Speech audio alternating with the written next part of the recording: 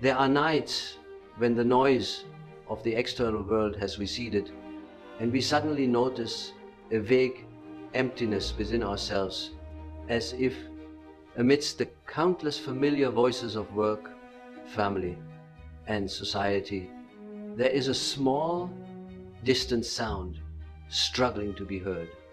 Drowned out by the waves of interference from everyday life, I recall the image of an old radio sitting in a dusty attic.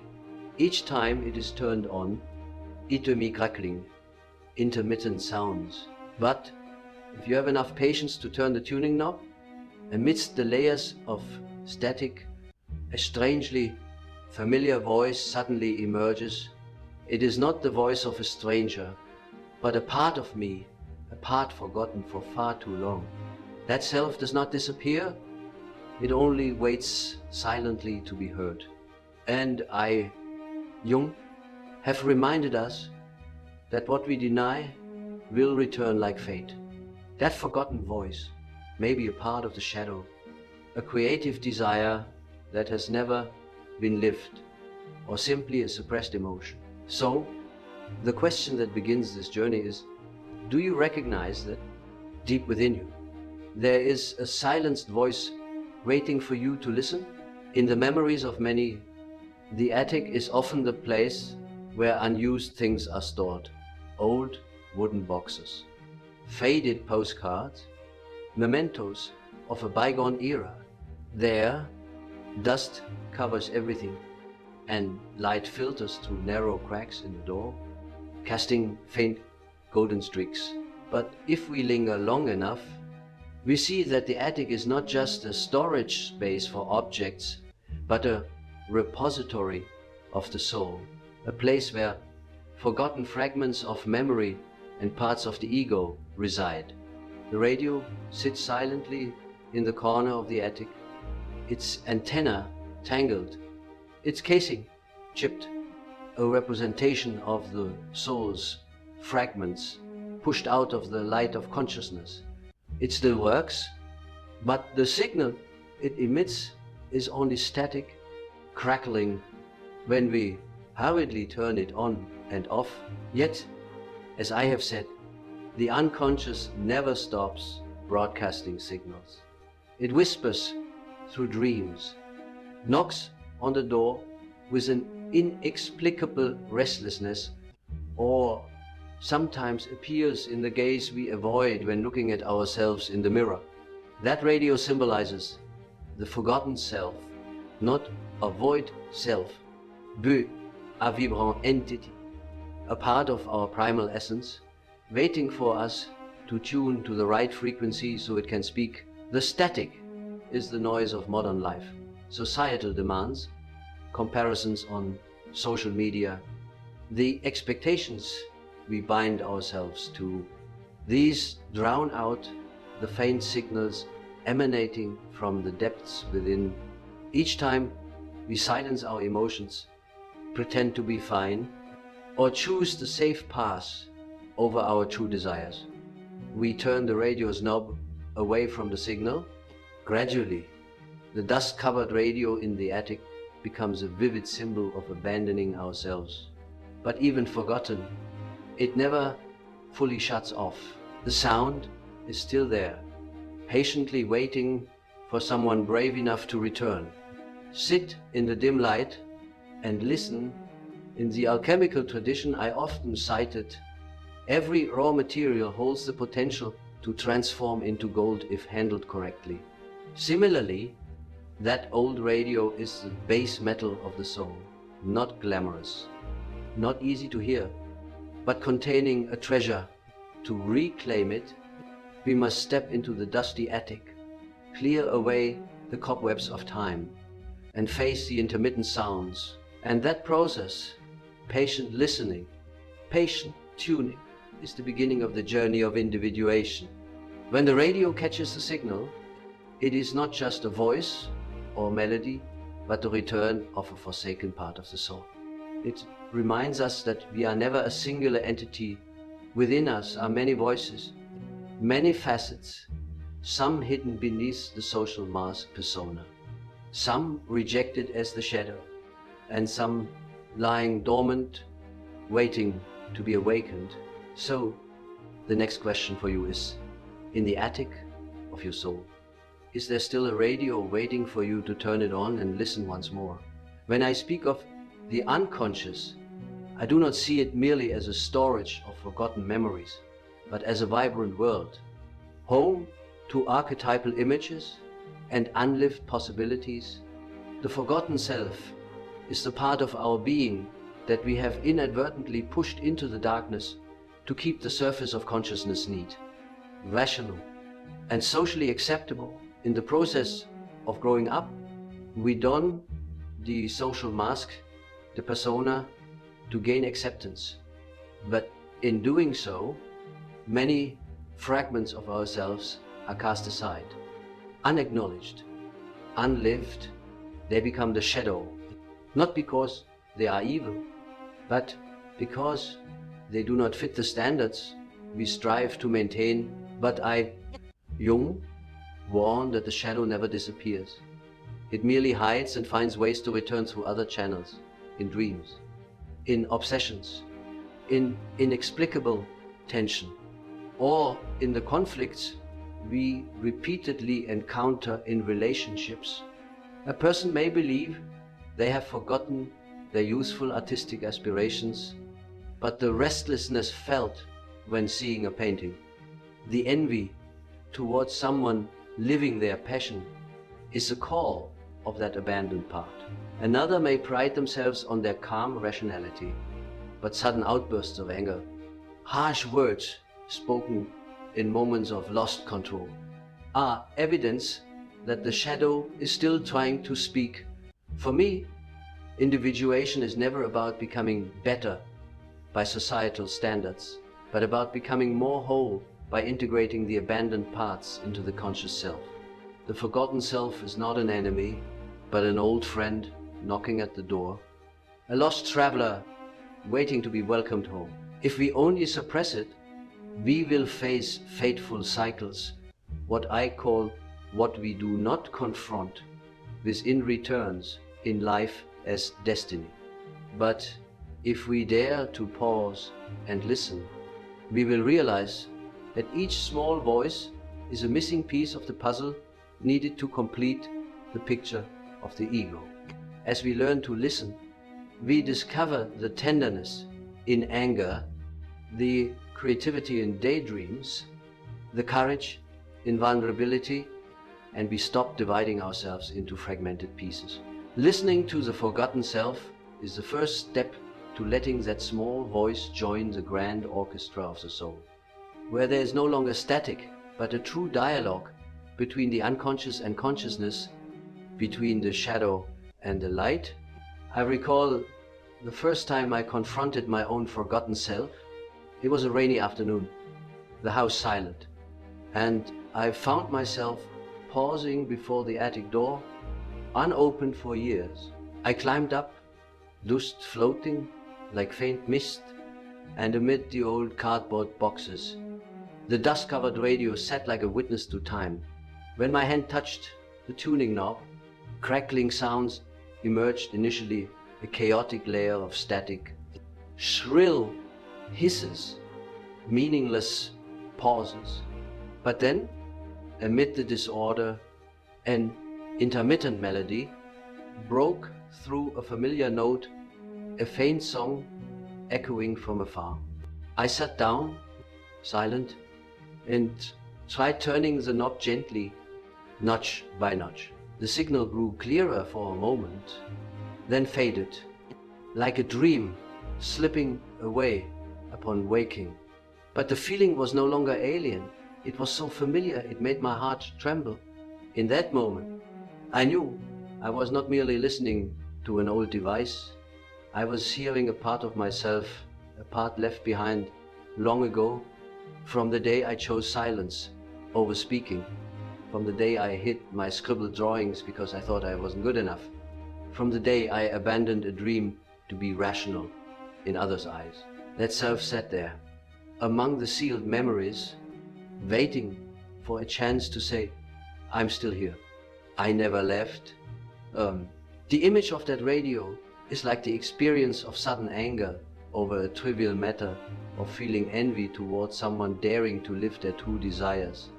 That's when the signal returns, when the forgotten part of us pounds on the door of consciousness. It doesn't come as a gentle invitation, but often as a jarring noise, making us uncomfortable, irritated, even ashamed. But if we have the courage to stay, to not hastily turn it off, we will find beneath the static a melody that was never complete, a song that only begins to play when we agree to listen. I once believed that every dream is a letter from the unconscious to consciousness. I think in that moment, with the radio, I was reading a letter I had sent myself years ago. The letter held no flowery words, only fragmented memories, the giggle of childhood while holding a paintbrush, the gleaming eyes when first standing on a stage, the sense of freedom running in the rain without fear of judgment. All those things hadn't vanished. They were merely tucked away in a dark cupboard. And today, thanks to a moment of stillness, I touched them again, sitting in the faint golden light of the attic's bulb. I realized that the forgotten self didn't need me to do anything grand. It only needed to be heard. It needed me to give it a seat at the table, a place in the story I tell about myself.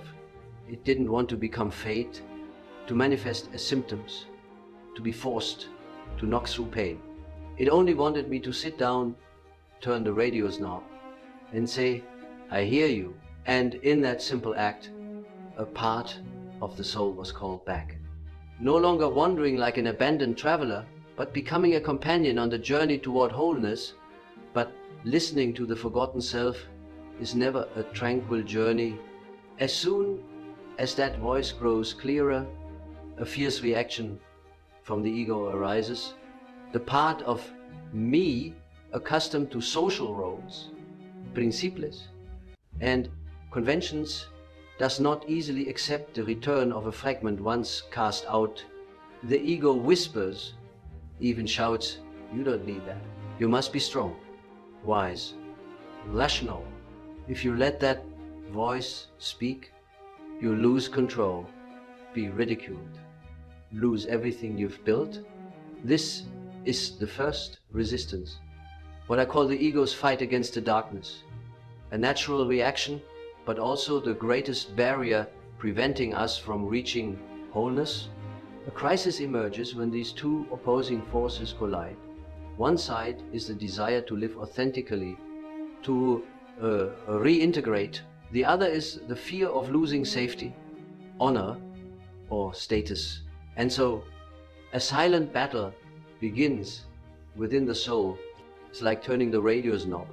The closer you get to the right frequency, the denser the static, the shriller the sound, urging you to let go and turn it off. We feel inexplicable irritation. Tears well up without clear reason, or sudden anger at the smallest things. In truth, this is not weakness, but the manifestation of an alchemical process unfolding. From the state of nigredo, chaotic darkness, we begin to move through layers of transformation, to touch the light. In the alchemical tradition I often use as a metaphor, nigredo is the stage where matter is melted, disintegrated, decayed in necessary destruction before rebirth. So too with humans.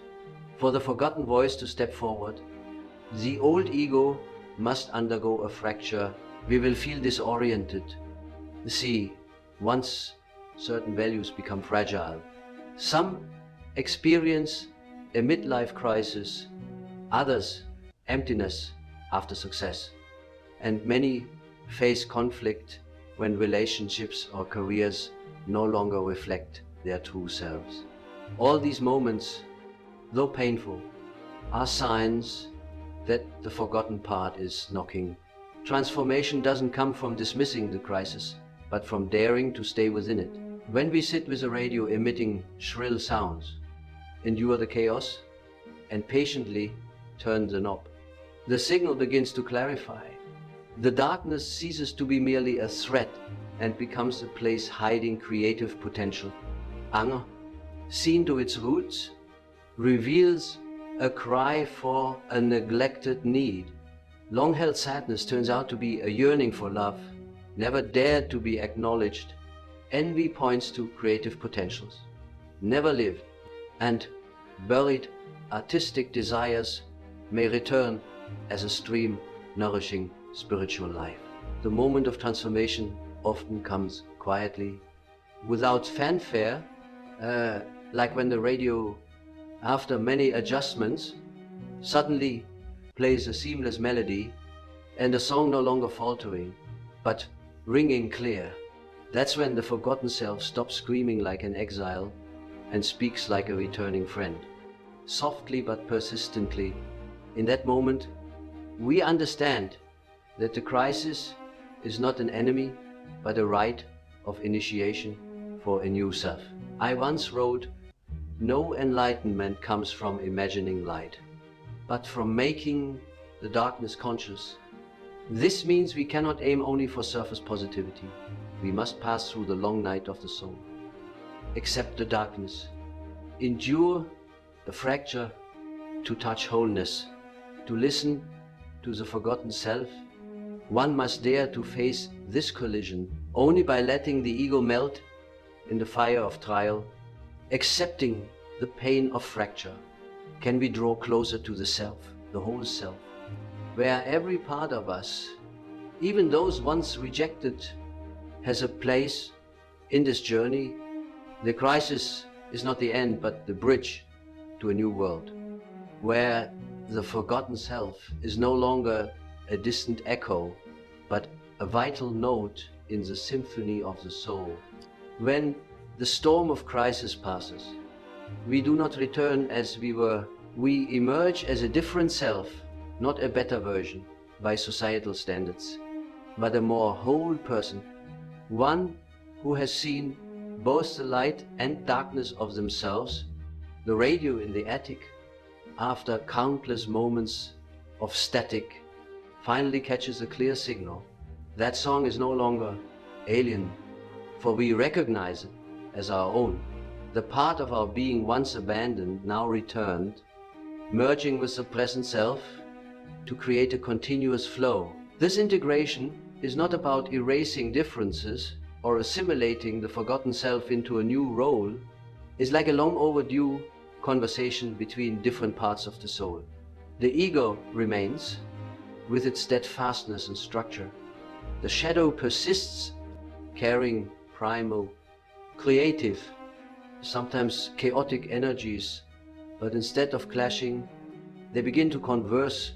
The ego no longer denies the shadow, and the shadow no longer needs to shout to be heard. Both make room for a greater center, what Jung call the self, the whole self. In the whole self, all the seemingly opposing fragments sit together at one table. The rational adult sits beside the carefree child. The controlled stoic now holds hands with the vulnerable, tearful part. The diligent worker faces the dreamer. No one is erased and no one claims supremacy. Wholeness comes not from elimination but from inclusion. And in that inclusion, a new strength is born, the strength of unity. By listening to the forgotten self, or we not only give it a voice, but learn to embrace ourselves more fully, we begin to understand that what once made us ashamed or afraid are precious pieces. Anger can become energy to protect personal boundaries.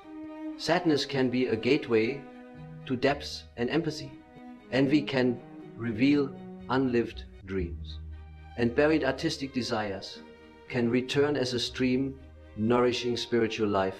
At that point, the old radio is no longer just a symbol, it becomes a living instrument in the soul's symphony. That small note joins the grand orchestra, creating a complete melody. We no longer hear the crackle of static, but a seamless music, a flow carrying both low and soaring notes. And we sit there in quiet light, listening to our own music, knowing we have finally come home. In that contemplation, a new realization dawns. The forgotten self never vanished. It only waited patiently. It was never angry for being abandoned. Anger was merely its reluctant language to gain attention. When we give it our ear, it becomes an ally, guiding us to uncharted lands. It grants us the richness of a life no longer a copy of others, but our unique song. And in that moment, the individuation I emphasized is no longer a distant theory, but a living experience. We feel the unity, knowing that in darkness there is light, and in forgetting there is an invitation to return. Integration is not an endpoint, but a spiral in the soul's endless journey. There will be more fragments, more parts within us calling out, but from now on, we have learned one thing. We know how to sit down, turn the radio's knob, and listen. And that ability to listen is the greatest gift, for it gives us a chance to become whole in every moment of living. When the journey concludes, we understand that listening to the forgotten self is not a one-time experience, but a living ritual to be repeated throughout life. For each stage of life pushes parts of ourselves into the darkness, and each time we return to listen, we expand the space for wholeness.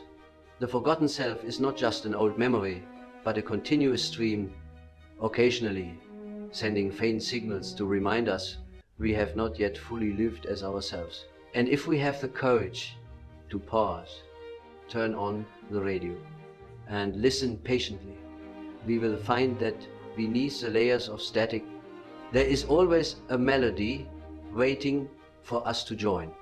This is not an easy path, but it is the only one that brings us closer to our true essence. I once said, one does not become enlightened by imagining light, but by making the darkness conscious.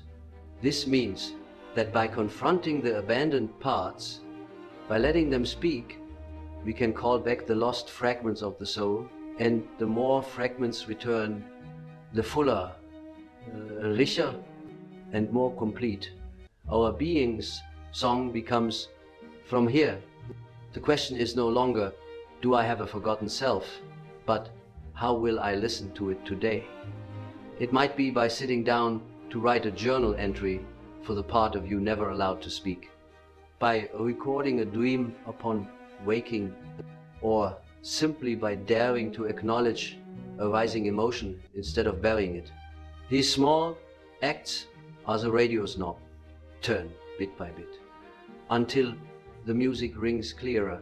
Try a simple ritual.